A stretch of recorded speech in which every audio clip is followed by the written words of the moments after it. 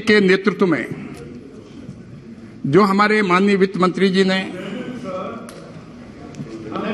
निर्मला सीतारमण जी ने जो बजट पेश किया है उसके पक्ष में, सपोर्ट में मैं खड़ा हुआ हूं।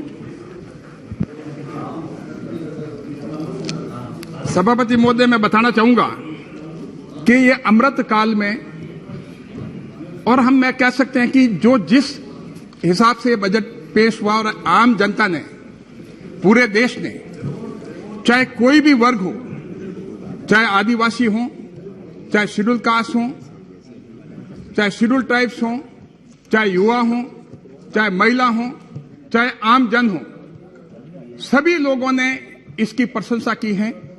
और उसके साथ साथ मैं कह सकता हूं कि सभी वर्गों ने, चाहे मिडिल क्लास हो, चाहे इंडस्ट्री हो, और ग्लोबली भी हम आए करके, और मीडिया की अगर बात करें तो किसी ने भी बजट को, क्योंकि चुनाव 2024 में होने हैं, किसी ने भी ये बात नहीं कही कि ये इलेक्शन बजट है। ये बजट ऐसा बजट है जो कि आधार इंफ्रास्ट्रक्चर बेस्ड बजट है, और एक लंबी सोच का बजट है, एक विजनरी बजट है। ये देश हित में बजट है और सभी के हित में बजट है। और यही कारण है कि जिस हिसाब से पिछले प्रधानमंत्री मोदी जी के नेतृत्व में देश में अर्थव्यवस्था में जो उछाल आया है, जो कि आज भारत 5वें पायदान पे है। आज भारत 5वीं लार्जेस्ट इकोनॉमी है वर्ल्ड में, जो कि पहले 2014 में 10 पे थी।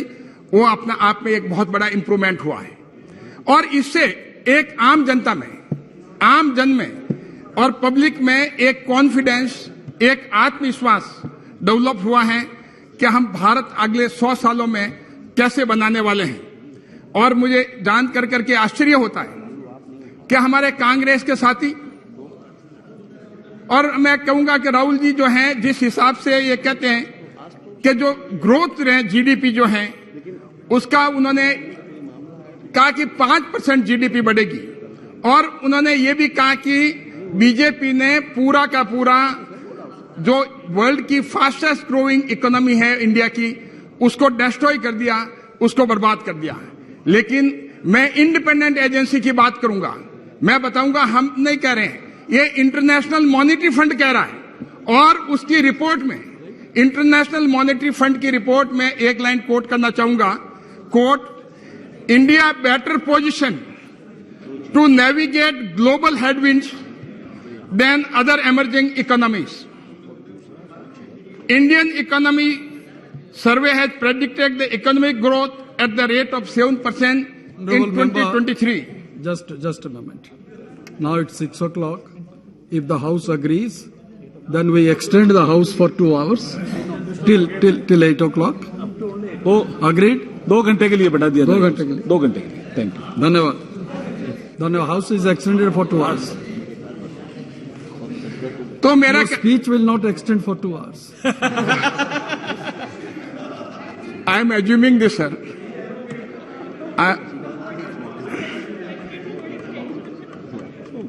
तो इंटरनेशनल मॉनेटरी फंड के प्रेडिक्शन से इंडिया जो है फास्टेस्ट ग्रोइंग मेजर इकोनॉमी है 2023 की।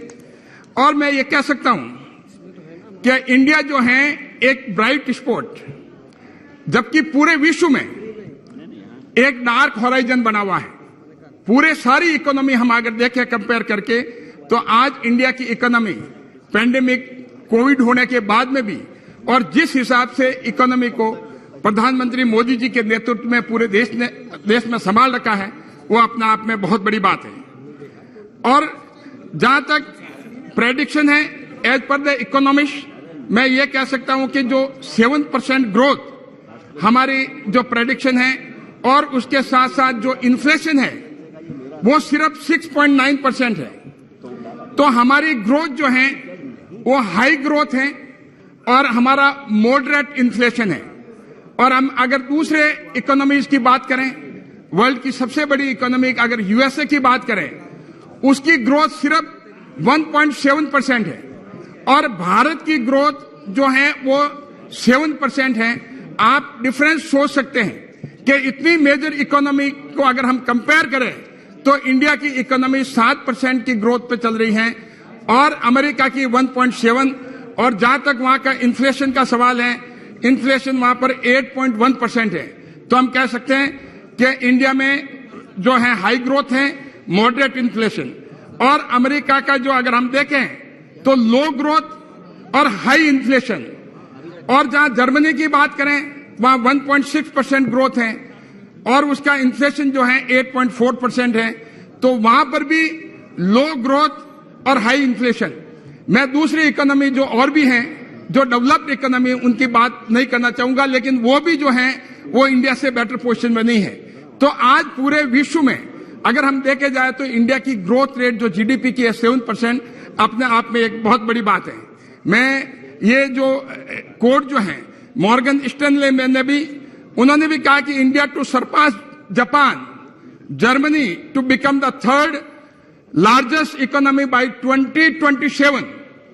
तो अपने आप में बहुत बड़ी बात है कि जो प्रधानमंत्री मोदी जी के नेतृत्व में हमारे बजट में जो आधारभूत ढांचा रखा गया है, जो एक फाउंडेशन और नींव रखी गई है, उस पे जो हमारा फाउंडेशन और नींव जबरदस्त सॉलिड है। और उनका विजन है कि 2027 तक हम जापान और जर्मनी को भी सरपास कर सकें। जहां तक फाइनेंशियल टाइम्स ने भी India plan to take on China as South Asia's favourite leader with the private sector help the new Delhi step spending on infrastructure in neighbouring countries also. तो कहने का मतलब है कि आज जो है जिस हिसाब से ये कह रहे हैं कि इंडिया जो है डिस्ट्रॉय कर दी है, लेकिन बिना फैक्ट की जांच करें, लेकिन वैसे पूरा देश इनको गंभीरता से लेता भी नहीं है। अगर उनको यही पता नहीं है कि 7% और 5% में कितना फर्क है, उनके कांग्रेस के लीडर कह रहे हैं 5% ग्रो करेगी, इंटरनेशनल मॉनिटरी फंड की प्रेडिक्शन है कि 7% करेगी। तो कहने का मतलब है कि इनको ये जो है ये जान लेना चाहिए। तो मैं इस बारे में कहना चाहूंगा कि कश्ती चलाने वालों ने जब हार के कर दी पतवार हमें, लहर लहर तूफान मिले और मौज मौज मजेदार हमें, फिर भी दिखाया है हमने और फिर ये दिखा देंगे सबको। इन हालातों में आता है दरिया करना पार हमें। तो मैं सभापति महोदय ये भी बताना चाहूंगा, जहां तक कॉस्ट ऑफ लिविंग की बात है, अगर हम कॉस्ट ऑफ लिविंग, जब बड़ा शोरगुल हुआ संसद में तो कहा गया साहब कि बहुत महंगाई है, ये है वो है, लेकिन इन्होंने ये कंपेयर नहीं किया कि ग्लोबल इफेक्ट जो है वो इंडिया पे नहीं और इकोनॉमीज पे हुआ। तो अगर हम कॉस्ट ऑफ लिविंग देखा जाए तो मैं कुछ 2-3 कंट्री की अगर कंपेयर करूं, इंडिया में यूनाइटेड स्टेट्स, यूनाइटेड किंगडम और जर्मनी, इन सभी में कॉस्ट ऑफ लिविंग इंडिया में सबसे कम है। अगर इंडिया में कॉस्ट ऑफ लिविंग $416 है तो अमेरिका में $2112 है और यूनाइटेड किंगडम में $1804 है, जर्मनी में $1325 है। तो आज कॉस्ट ऑफ लिविंग इंडिया में सबसे कम है। और जहां तक जिस हिसाब से ईज ऑफ डूइंग की बात करें ओवरऑल, क्योंकि मैं मेन कंटेंट पे बाद में आऊंगा, लेकिन मैं ये बता दूं कि जिस हिसाब से पहले इनकम टैक्स रिटर्न में कॉम्प्लेक्सिटीज थी, जिस हिसाब से एक टैक्स पे को प्रॉब्लम होती थी, तो इसमें एक फेसलेस असेसमेंट सिस्टम को प्रमोट किया गया और इससे एफिशिएंसी बढ़ी, ट्रांसपेरेंसी बढ़ी और अकाउंटेबिलिटी बढ़ी और इंक्रीज एफिशिएंसी से आईटीआर फाइलिंग भी ज्यादा हुई और सिस्टम में ट्रांसपेरेंसी और एनहांस अकाउंटेबिलिटी बढ़ने की वजह से करप्शन के केसेस जो हैं वो रिड्यूस हुए और जो हरासमेंट के मामले थे वो जो हैं ऑनेस्ट टैक्स पेयर के लिए वो कम हुए और कॉस्ट इफेक्टिव टाइम हुआ और टाइम में भी जो है वो कमी आई। तो ईज ऑफ डूइंग बिजनेस और ईज ऑफ लिविंग का जो हमारे प्रधानमंत्री जी का विजन है वो जो है वो बहुत अच्छी तरह से फुलफिल हो रहा है। और जिस हिसाब से इनकम टैक्स रिटर्न में जो रिफंड के मामले थे, पहले महीनों लग जाते थे, साल लग जाते थे, लेकिन जो बिजनेसेज वगैरह जो परेशान होते थे, आप सोचिए कि कौन इस तरह के भारत में बिजनेस करेगा। और बिजनेस जो है बाहर जाते थे क्योंकि उनके रिफंड्स वगैरह टाइम पे नहीं मिलने वजह से। अब जो है कुछ ही दिनों के अंदर जो ही आपने आईटीआर फाइल करी, टैक्स डिपार्टमेंट जो अब तक इश्यू किया है Tax Department has issued rupees 2.4 trillion tax refund between 1st April 22 to 10th of January 2023. तो आप देख सकते हैं कि कितना बड़ा टैक्स जो रिफंड मिला है। और मैं ये कह सकता हूं कि ये जो है, जो अगर प्रीवियस ईयर में हम इंप्रूवमेंट देखें तो 58.47% का इसमें पहले साल से ज्यादा इंप्रूवमेंट है। जहां पर जीएसटी रिजीम की बात करें तो एनहांस ट्रांसपेरेंसी एक टैक्सेशन सिस्टम लागू किया गया, उससे एक इंश्योर हुई जो टैक्स पेयर की डिग्निटी, ऑनेस्ट टैक्स पेयर की डिग्निटी जो है एक इंश्योर हुई। और जहां पर हम जब बात करें जनधन आधार की, जनधन आधार और मोबाइल, ये ट्रिनिटी की, स्वर्गीय राजीव गांधी जी की बात जो बार बार होती है, क्योंकि वो बड़े परेशान थे, उनकी कांग्रेस पार्टी परेशान थी कि हम अगर 1 रुपया भेजते हैं, जो लाभार्थी हैं, जो गरीब है, समाज के अंतिम छोर पे बैठा है, उसको सिर्फ उन्होंने खुद ने माना कि उसको 15 पैसा पहुंचता है और 85 पैसे जो बीच में लीकेज हो जाते हैं, फर्जी बेनिफिशियरी होते हैं, वो कौन होते थे। लेकिन कभी उन्होंने ये प्रयास नहीं किया, कभी एफर्ट्स नहीं किया कि इसको खत्म किया जाए। लेकिन मैं धन्यवाद देता हूं, पूरा देश धन्यवाद देता है, पूरे देश के गरीब धन्यवाद देते हैं, पूरे देश के लाभार्थी मोदी जी को धन्यवाद देते हैं कि उन्होंने ये जो जिस हिसाब से पहले जनधन अकाउंट खुलाने, तो उस समय मजाक उड़ाया जा रहा था, तो आज जो जनधन अकाउंट है देश में, और जिस हिसाब से जनधन अकाउंट आधार, आज टोटल जनधन अकाउंट जो देश में है 48 करोड़ से भी ज्यादा है इस स्कीम के तहत में, और आधार होल्डर जो देश में है करीब 135 करोड़, 136 करोड़ के आसपास। ये अपने आप में बहुत बड़ी बात है। आप देख लीजिए कि आज देश के हर व्यक्ति के पास आधार है, उसको चिंता नहीं है, उसको ये पता है कि अगर मोदी जी मुझे दिल्ली से अगर मेरे एक लाभार्थी के रूप में पैसे भेजेंगे तो सीधे मेरे खाते में जाएंगे, कोई लीकेज नहीं होगा। और उसके अलावा आज मोबाइल फोन जो है जिसपे उसपे मैसेज वगैरह मिलता है, करीब 1.2 बिलियन, मतलब करीब 600 मिलियन स्मार्टफोन यूजर्स है हमारे देश में। तो आज हम कह सकते हैं इन ट्रिनिटी की वजह से डायरेक्ट बेनिफिट ट्रांसफर जो है बहुत बड़ा लीकेज, जो फर्जी बेनिफिशियरी थे और जो फेक बेनिफिशियरी थे, लीकेज था, वो लीकेज रुका और सीधा का सीधा उसको पहुंचा। हम पहले पूछते थे कि भाई आपके पास में सरकार का जो पैसा आता है, कहते साहब जितना आता है 1000 रुपया आना तो 500 रुपये बीच में खा जाते थे और कई फर्जी बेनिफिशियरी बन जाते थे। लेकिन आज ये समस्या जो है हमारे यहाँ नहीं है, और इसका धन्यवाद जो जाता प्रधानमंत्री मोदी जी को जाता है। गरीब देश का आज समाज के अंतिम छोर पे जो व्यक्ति बैठा है वो खुश है कि उसके खाते में जो है सीधा पैसा पहुंचता है। और इस स्टेबल और ट्रांसपेरेंट रिजीम की वजह से करीब आप देखिए करीब 27 लाख करोड़ रुपया जो है वो बेनिफिशियरियों को पहुंचा है। माननीय सभापति महोदय, मैं बताना चाहूंगा 27 लाख करोड़ सिर्फ डायरेक्ट बेनिफिट ट्रांसफर से पहुंचा है। और अगर ये लीकेज होता तो आप अनुमान लगाइए, मोटे मोटे तौर पे 10 लाख करोड़ से ज्यादा ये लीकेज होता और फर्जी लोगों के पास जाता और या भ्रष्टाचार की भेंट चढ़ जाता। उस बेनिफिशियरी के पास, उस गरीब के पास पैसा नहीं पहुंचता। आज 27 लाख करोड़ उनके खातों में सीधा पहुंचा है। और जब ये आधार जब आया तो कांग्रेस के नेता बार बार कहने लगे कि तो आधार जो है ये तो बीजेपी का जो सर्विलेंस टूल है, ये गरीबों के साथ मजाक है। क्या वो कांग्रेस नहीं चाहती है कि डायरेक्ट बेनिफिट ट्रांसफर से गरीबों के खातों में सीधा पैसा पहुंचे? जब उन्होंने कहा कि ये सिर्फ आधार जो है सर्विलेंस के लिए है, तो आप चाहते हैं कि आधार गरीबों को जारी नहीं हो।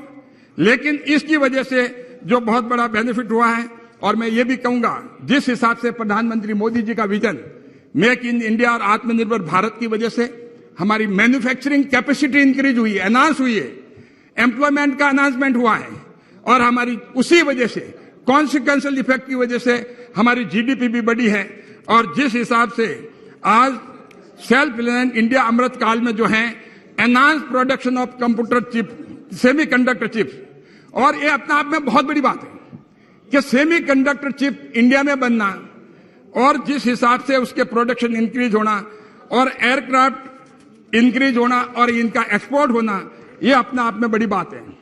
और मैं ये भी बताना चाहूंगा कि एक टाइम था जिस समय हम कहते थे कि 4 लाख करोड़ का लगभग इलेक्ट्रॉनिक्स डिवाइसेस, चाहे मेडिकल डिवाइसेज हो, चाहे कोई तरह की डिवाइसेज हो, वो हमें इंपोर्ट करनी थी। और उसके इंपोर्ट से हमारा कितना जो है फॉरेन करेंसी जो है वो खराब होता था, वो जाता था उसमें।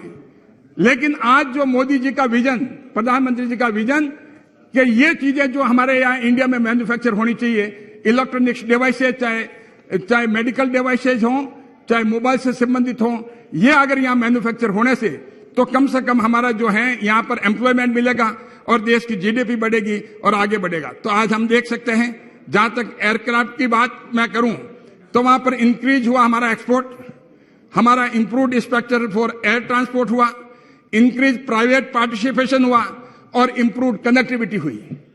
यह आज देखने को मिलता है। और जहां तक मोबाइल फोन की हम बात करें कि इंपोर्ट, आज पहले हम हमेशा इंपोर्ट करते थे मोबाइल फोन, आज मोबाइल फोन जो है इंपोर्ट हमारा बहुत डिक्रीज हो गया है और मोबाइल फोन का एक्सपोर्ट जो है वो इंक्रीज हुआ। आज हम मेजर एक्सपोर्टर हैं मोबाइल फोन के और एक्सपोर्ट हमारा करीब $5.8 बिलियन का हुआ है 2022 में। ये अपना आप में एक रिकॉर्ड है। और एस्टिमेटेड जो हम कह रहे हैं कि 2023 में जिस हिसाब से स्पीड बढ़ेगी वो एस्टिमेटेड $9 बिलियन का जो है एक्सपोर्ट होगा। और जहां तक टॉयज वगैरह की बात करें, चाइना से खिलौने तक चाइना से आते थे, लेकिन मोदी जी की दूरदृष्टि की ये चीजें जो हम अगर यहां मैन्युफैक्चर नहीं करेंगे तो हमें कितना लॉस होगा, हमारी फॉरेन करेंसी जो है कितनी जो बेकार जाएगी। तो आज इंपोर्ट जो है करीब 60% इंपोर्ट टॉयज में डिक्रीज हुआ है और एक्सपोर्ट जो है करीब 70% इंक्रीज हुआ है। तो आज जो है उसमें बहुत बड़ा रेवेन्यू का फायदा हुआ है और इसका सीधा फायदा किसको गया? हमारे एमएसएमईज को गया। आज देश में सबसे ज्यादा परसेंटेज में हम इंडस्ट्री को देखें तो हमारे एमएसएमईज हैं और एमएसएमईज में छोटे छोटे लोग गांवों के जो हैं वो इन्वॉल्व हैं। तो मोदी जी का विजन है कि हमारी एमएसएमईज जो हैं और आगे कैसे बढ़े, उनका प्रोडक्शन और कैसे बढ़े, उनको लोगों को रोजगार कैसे मिले। जहां तक डिफेंस एक्सपोर्ट्स की बात है, यह इंडस्ट्री अपने आप में बहुत मजबूत हुई है और एक्सपोर्ट जो है लगभग 6 टाइम्स बढ़ना अपने आप में बहुत बड़ी बात है। और जो कि हमारा डिफेंस एक्सपोर्ट जो है करीब लगभग 14,000 करोड़ जो है वो 2022 में क्रॉस कर चुका है। और हमने एनहांस प्राइवेट पार्टिसिपेशन और इंक्रीज एफडीआई की वजह से और भी जो आगे हमारा फ्यूचर जो है इसमें बहुत जबरदस्त है। और indigenous aircraft carrier INS Vikrant की बात कर रहे थे, ये उनको कम से कम ये चीज देखनी थी कि जो देश में अच्छी हो रही है उसकी प्रशंसा करें। लेकिन कांग्रेस और विपक्ष का काम एक ही है और पूरा देश प्रशंसा करता, पूरा देश खुश है, लेकिन इनको तकलीफ है। ये जो है जो आप कंस्ट्रक्टिव बात बताएं, आप destructive attitude 24 hours destructive attitude रखते हैं और हर बात के लिए डिस्ट्रक्टिव एटीट्यूड रखते हैं। जो फिगर हैं उसको भी स्वीकार करने की कोशिश नहीं करते हैं। तो ये एटीट्यूड जो है वो देश हित में नहीं है, इनको छोड़ना पड़ेगा। नहीं छोड़ेंगे तो जो जनता है वो छुड़वा देगी इनसे। और जहां तक खादी और विलेज इंडस्ट्री की बात है, कभी हम सोच सकते थे कि खादी और विलेज इंडस्ट्री जो है उसका जो इतना बड़ा काम जो है उसमें गवर्नमेंट के एफर्ट्स की वजह से करीब 1 लाख करोड़ का टर्नओवर और खादी की सेल जो है वो 4 टाइम इंक्रीज हुई है गवर्नमेंट के एफर्ट्स की वजह से। इसका डायरेक्ट कॉन्सिक्वेंशियल इफेक्ट क्या है सभापति महोदय, मैं बताना चाहूंगा। इसका सीधा खादी एंड विलेज इंडस्ट्री का सीधा असर रूरल इकोनॉमी पे है। रूरल माइग्रेशन जो है अर्बन में जो होता है वो कम होगा, क्योंकि जब रूरल में जॉब्स नहीं होती है तो अर्बन में माइग्रेशन होता है। तो हमारे ग्रामीण युवा जो हैं उनको रोजगार के लिए खादी एंड विलेज इंडस्ट्री में एक बहुत बड़ा प्लेटफॉर्म बढ़ेगा और अर्बन सेंटर हैं उन पे एक बर्डन कम होगा। और जो हमारे खास करके गांव में जो खेती होती है, खेती के साथ साथ जब लीन सीजन होती है, ऑफ सीजन होती है, उसमें कुछ काम नहीं होता है। तो ये छोटे छोटे एमएसएमई जो हैं, हमारी जो महिलाएं हैं, हमारे जो वीवर हैं और इंडिजिनस क्राफ्टमैन हैं, उनको जो है ये प्रोत्साहन मिलेगा। और मैं ये कहना चाहूंगा कि जिस हिसाब से हमारे स्मॉल बिजनेसेस, छोटे छोटे बिजनेस जो थे, कभी उनको बैंक से वास्ता ही नहीं था। तो उनका लिंकेजेस विद फॉर्मल बैंकिंग से हुआ और फॉर्मिंग बैंकिंग की वजह से ये पहली बार इतना बड़ा हुआ और उससे उनको सबसे बड़ी बात, आज तक कभी भी कोलेटरल फ्री उनको लोन नहीं मिलता था, लेकिन मोदी जी के नेतृत्व में, मोदी जी के विजन की वजह से आज उनको कोलेटरल फ्री लोन भी नहीं, अफोर्डेबल लोन जो है उनको पीएम स्वनिधि के तहत, उस स्कीम के तहत जो है वो मिल रहा है। इसमें एक ईज ऑफ डूइंग बिजनेस का एनहांस हुई है और इंक्रीज अवेलेबिलिटी ऑफ क्रेडिट जो है वो उनको मिला। और टोटल अगर हम बात करें, जब फिगर्स में जाएं, 95% total loan request are sanction. आप सोच ही देखिए, कई बार जो है ये बिना फिगर की बात करते हैं कि नहीं इतना नहीं हुआ, वो नहीं हुआ, लेकिन ये जो है ये गवर्नमेंट के फिगर है, 95% जो है वो लोन जो रिक्वेस्ट करी उनके सैंक्शन हुए। इससे हमारे एम्पावर्ड कौन हुए? जो स्ट्रीट वेंडर और हॉकर्स जो कभी बैंकों के पास नहीं पहुंच पाते, आज उनको एक शक्ति मिली, एक ताकत मिली है। और हमारी इकोनॉमी के लिए भी बहुत जरूरी है कि जितना जो है हमारा, और एम्प्लॉयमेंट भी जनरेट होता है। और इससे इन्हीं लोगों ने, आज हम देखते हैं कि चाहे छोटा सा कुमार हो, चाहे घड़े बेचते हो, मटकियां बेचते हो और मिट्टी के बर्तन बेचते हो, और चाहे हमारे सब्जी वाले हों, आप उनके थैले पे वगैरह कुछ भी देखेंगे तो वो डिजिटल ट्रांजैक्शन को जो है हमेशा प्राथमिकता देते हैं। जितना हम ट्रांजैक्शन नहीं करते हैं वो जो है उसको प्रेफरेंस देते हैं, वो पास में पैसा रखना नहीं चाहते, वो सीधा अपने बैंक के खाते में भेजना। तो ये सारे के सारे जो हैं स्मॉल बिजनेसमैन जो हैं, उनका बैंक से, फॉर्मल बैंक से उनका लिंकेज होना ये इकोनॉमी को और भी ग्रोथ देता है।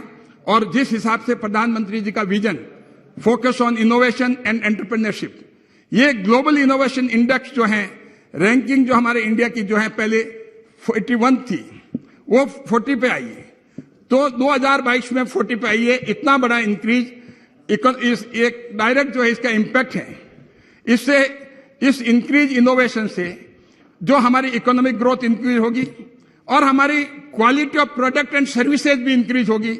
और आज हम नंबर ऑफ स्टार्टअप की बात करें, 2022 में 90,000 स्टार्टअप जो है और हमारे 107 यूनिकॉर्न स्टार्टअप हैं। और तब हम बात करें, जब सारी ये बातें देखें और ओवरऑल देखें, चाहे राष्ट्रपति के अभिभाषण की बात देखें, चाहे सारे हमारे वक्ताओं ने, यहाँ पर माननीय सदस्यों ने जो पार्लियामेंट में जो बात कही उसको देखें, और जिस हिसाब से ग्लोबली जो प्रधानमंत्री मोदी जी का इंपैक्ट है, उस हिसाब से मैं कह सकता हूं कि आज विश्व में प्रधानमंत्री Modi most popular leader in the world. और इसी के कारण है कि ग्लोबल लीडर अप्रूवल सर्वे जो हुई है, ये जान करके आपको सभापति महोदय मैं बताना चाहूंगा कि मोदी जी की जो परसेंटेज सर्वे की है वो 78% है, और अमेरिका के प्रेसिडेंट जो हैं वो उनकी जो रेटिंग है वो 40% है।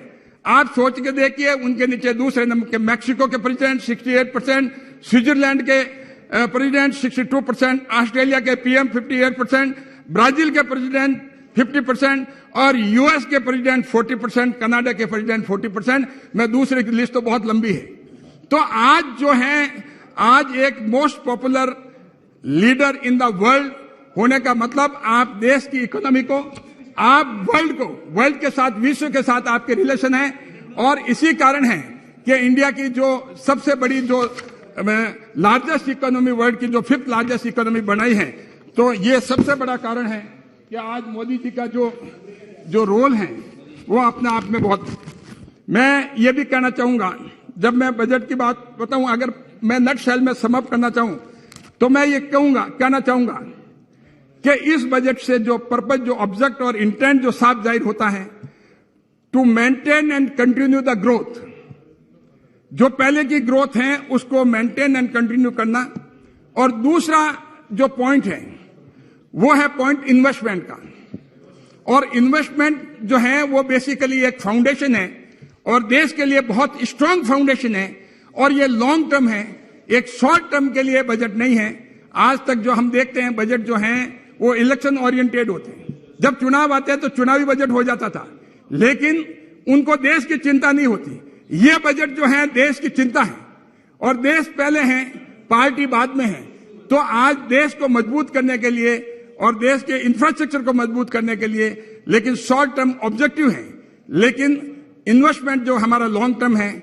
तो इससे अगर इसका कॉन्सिक्वेंशियल इफेक्ट अगर देखें कि इन्वेस्टमेंट के कॉन्सिक्वेंशियल इफेक्ट क्या होंगे, हमारे इंफ्रास्ट्रक्चर जो है बेटर होंगे, इकोनॉमिक ग्रोथ जो हो बेटर होगी, जीडीपी हमारी बेटर होगी, ease of living and ease of doing जो है बेटर होगा, and we can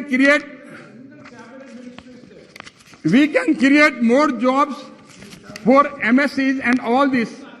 so sir, इस बजट से जो है जॉब जो है वो ज्यादा क्रिएट होगी, क्योंकि MSMEs वगैरह को भी जो है वो प्रोत्साहन दिया जा रहा है, और वेलफेयर स्कीम्स इसके साथ साथ जो है वेलफेयर स्कीम को भी ध्यान रखा गया है कि समाज के अंतिम छोर में व्यक्ति बैठा है उसको भी जो मदद मिलेगी। और सभापति महोदय, और मोस्ट इंपॉर्टेंट एस्पेक्ट, ये सभी करते हुए इस बात का ध्यान रखना है प्रूडेंट फाइनेंशियल मैनेजमेंट। ये अपने आप में एक बहुत बड़ी बात है कि बजट में प्रूडेंट फाइनेंशियल मैनेजमेंट को भी बैलेंस करना, ये बड़ी बात है, और जिससे हमारा डेफिसिट है वो रिड्यूस हुआ है और हमारे रेवेन्यू जो है वो इंक्रीज हुआ है।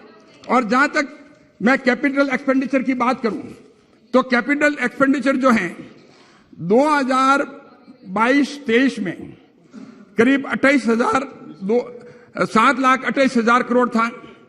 2023-24 में बजट में जो प्रावधान रखा है वो करीब 10 लाख करोड़ रखा है, करीब 37% इंक्रीज है पहले साल से, सिर्फ कैपिटल एक्सपेंडिचर के लिए। इस बात को ध्यान रखा गया है, देश के फ्यूचर के लिए ध्यान में रखा गया है। और हम देखें कि उसके अलावा करीब 4 लाख करोड़ हमें दूसरे जो हैं हमारे इंस्टीट्यूशंस हैं गवर्नमेंट की, उनसे मिलेगा, और करीब हम देखें तो 14 लाख करोड़ हो जाता है। तो अगर हम देखें, जब बात कर रहे थे गोगोई जी, तो मैं ये कहना चाहूंगा कि इसमें जो है 40%, लगभग 35 से 40% लेबर कंपोनेंट है। तो चाहे आप नरेगा का देखें तो कुल मिला के हमें एम्प्लॉयमेंट देना है, तो चाहे रूरल एम्प्लॉयमेंट हो चाहे अर्बन एम्प्लॉयमेंट हो, तो उस कंपोनेंट में आप देखें तो करीब इस बजट में से पूरा देखें हम 10 लाख करोड़ का ही अगर कैपिटल एक्सपेंडिचर का देखें प्रावधान जो किया गया है, उसमें 4 लाख करोड़ लगभग लेबर कंपोनेंट में जाता है। तो इसीलिए देश में जो जिस हिसाब से इंफ्रास्ट्रक्चर के लिए बजट रखा गया है उसमें जो हमारे जो हैं उसमें आप देख सकते हैं कि इससे जो एम्प्लॉयमेंट जनरेट होगा।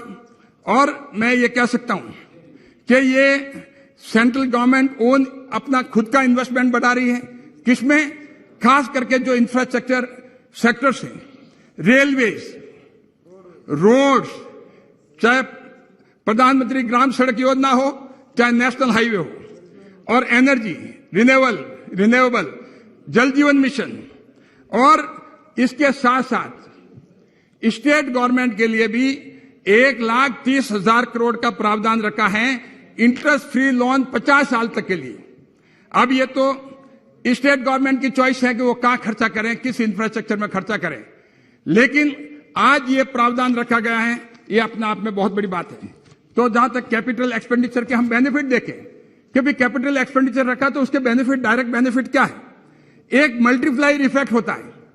अगर कैपिटल एक्सपेंडिचर अगर नहीं हो तो मल्टीप्लायर इफेक्ट नहीं होगा।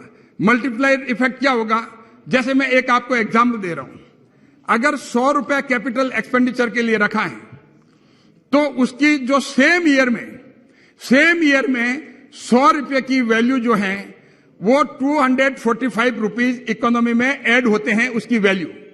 यह कैपिटल एक्सपेंडिचर, यह विजन है प्रधानमंत्री मोदी जी का कि उसमें हमें इंफ्रास्ट्रक्चर में, कैपिटल एक्सपेंडिचर में परमानेंट जो हमारे इस तरह के इंफ्रास्ट्रक्चर है, जब आज तक ध्यान नहीं दिया गया उसको ध्यान कैसे दें। तो आगे आने वाले वर्षों में भी ये करीब, सिर्फ मैं तो पहले साल का बताया 245 रुपए, लेकिन यही 10 लाख करोड़ रुपए का जो आने वाले वर्षों में इसका मल्टीप्लायर इफेक्ट जो है वो करीब आप देखेंगे 450 रुपया का इकोनॉमी में वैल्यू एडिशन होगा। तो इस वैल्यू एडिशन को भी ध्यान रखा है। यही कारण है कि कैपिटल एक्सपेंडिचर का बजट में प्रावधान जो है ज्यादा रखा है। जब हम प्राइवेट इन्वेस्टमेंट, क्राउड इन, जो टेक्निकल वर्ड हम कह सकते हैं, तो प्राइवेट सेक्टर को भी इससे एनकरेजमेंट मिलेगा, क्योंकि उनको पता है कि जब गवर्नमेंट का कैपिटल एक्सपेंडिचर है तो प्राइवेट सेक्टर भी उसमें और सम्मिलित होंगे। और जहां तक मैं वेलफेयर स्कीम की बात करूं, आप देखिए सर के सभापति महोदय, वेलफेयर स्कीम में जो जल जीवन मिशन की बात है, तो आज देखिए देश, इतना बड़ा देश, 135 करोड़ की जनसंख्या से ऊपर, और उसमें जल जीवन मिशन के लिए ये स्टेट गवर्नमेंट का काम होता है कि वाटर प्रोवाइड करने का, लेकिन जल जीवन मिशन में करीब 70,000 करोड़ रुपए जो हैं उसका प्रावधान किया गया है, और ये बुनियादी जरूरत के लिए। और आप देखें उसमें मैं इसके साथ ये भी कहूंगा कि इससे एक एम्प्लॉयमेंट जनरेट होगा। और इसके साथ साथ जब राजस्थान की बात आती है, मैं तो राज्यों को भी जो है, जिस हिसाब से राज्य स्पेंडिंग करते हैं, राजस्थान जो है पानी से तरस रहा है। पानी जो है राजस्थान में अवेलेबिलिटी कम है, और खास करके पश्चिमी राजस्थान में। जब पश्चिमी राजस्थान में और राजस्थान में पानी की कमी है, और प्रधानमंत्री मोदी जी ने जल जीवन मिशन के तहत में राजस्थान की कांग्रेस सरकार को 27,000 करोड़ रुपए दिए, लेकिन सरकार की हालत यह है, कांग्रेस सरकार की हालत यह है कि उसमें से सिर्फ वो 2700 करोड़ ही खर्च कर पाए। तो इसीलिए ये जो है, ये काम है राजस्थान की कांग्रेस सरकार का, उनको स्पेंड करने का, और राजस्थान की गरीब जनता को जो गांव में, जो ढाणियों में रहती है, उनको पानी पहुंचाना का, लेकिन वो नहीं कर पा रही है। और जहां तक प्रधानमंत्री आवास योजना का मामला है, उसमें वेलफेयर स्कीम के तहत में करीब 79,590 करोड़ जो है प्रावधान रखा गया है, जो कि 66% की वृद्धि है। मैं सभापति महोदय, मैं मेरे ग्रामीण क्षेत्र की बात करना चाहूंगा कि ग्रामीण क्षेत्र में, सर मेरा टाइम है, it will take another, I will take 30 minutes. ग्रामीण क्षेत्र की बात है तो मैं ये, मैं already you have consumed 32 minutes. Yes. तो ग्रामीण क्षेत्र की बात है जहां पर 66% की वृद्धि हुई है, और 66% की वृद्धि के साथ ये प्रधानमंत्री आवास योजना में। और देखिए प्रधानमंत्री जी का विजन, जो गरीब हैं, जो गांव में घर नहीं है, जो रोड पे रहते हैं, सड़कों पे रहते हैं, और खेतों में खुले में रहते हैं, उन लोगों के लिए प्रधानमंत्री आवास योजना के तहत ये 66% की वृद्धि करी है कि उन लोगों को घर मिल सके।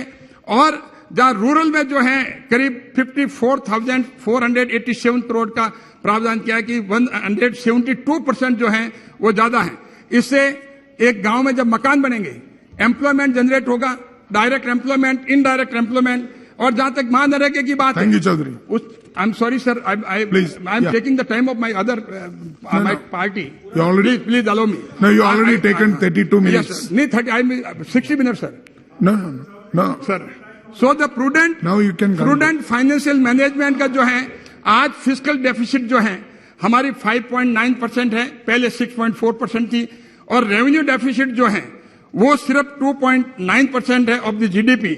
और इससे क्या सर, इससे जॉब जो है, एमएसएमईज के जो है, उसमें लोन जो है गवर्नमेंट के जो है, भारत सरकार के लोन स्कीम जो है, एक scheme guarantee by the government, उसका आवंटन लगभग 34% इंक्रीज किया है।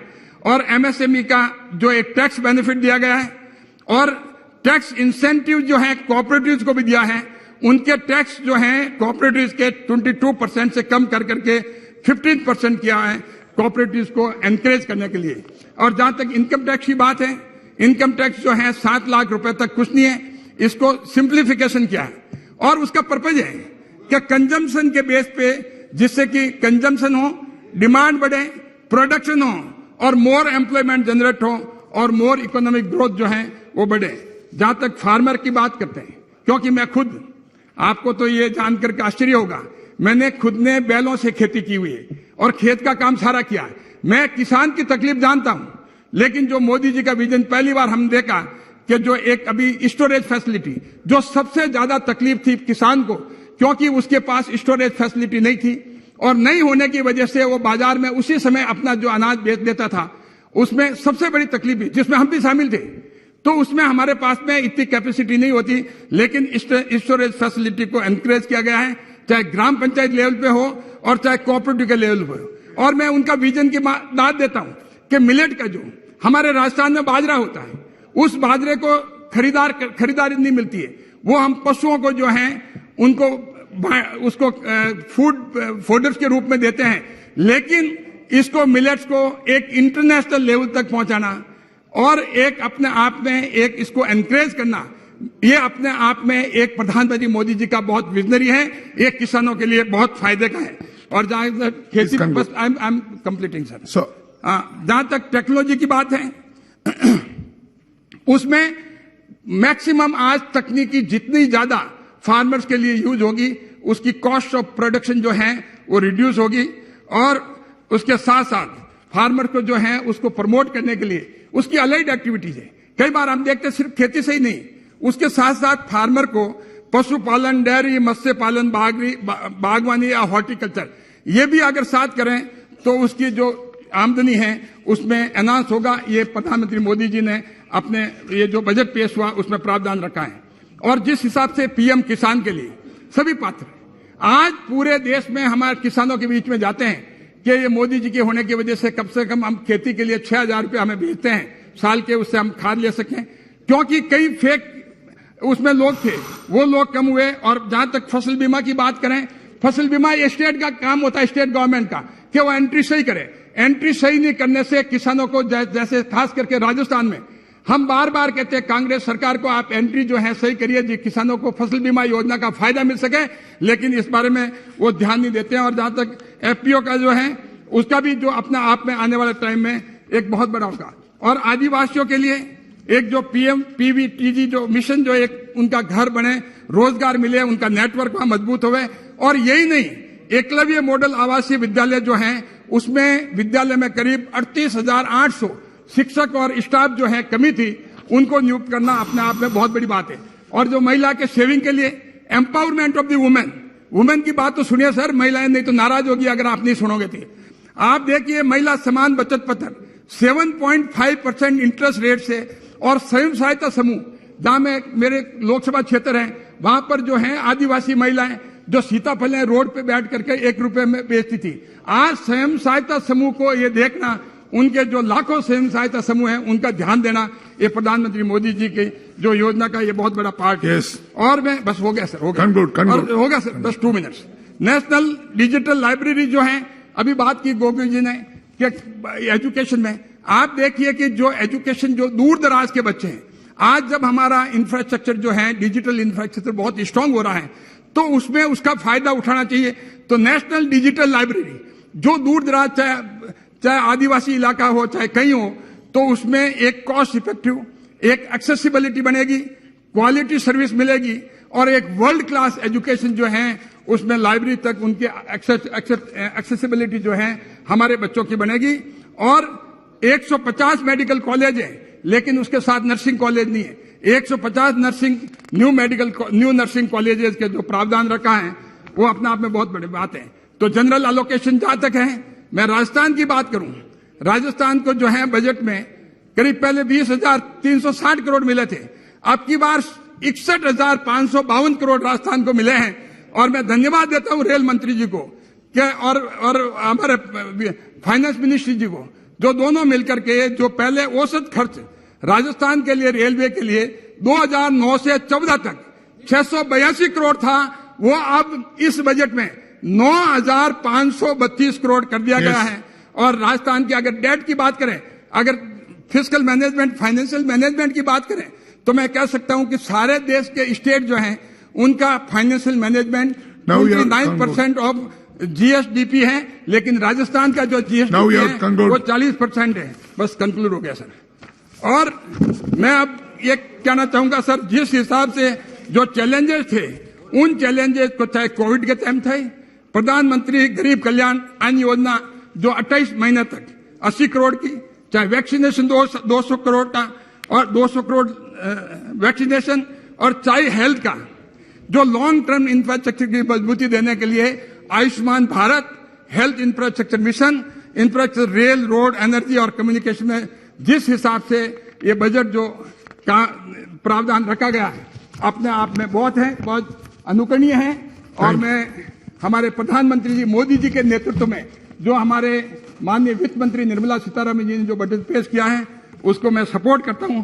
और आखिर में मैं ये कहकर के मेरी वाणी को विराम देता हूं, कुछ तो फूल खिलाए हमने और कुछ फूल खिलाने हैं, मुश्किल है ये बाग में, अब तक कांटे कई पुराने हैं। धन्यवाद।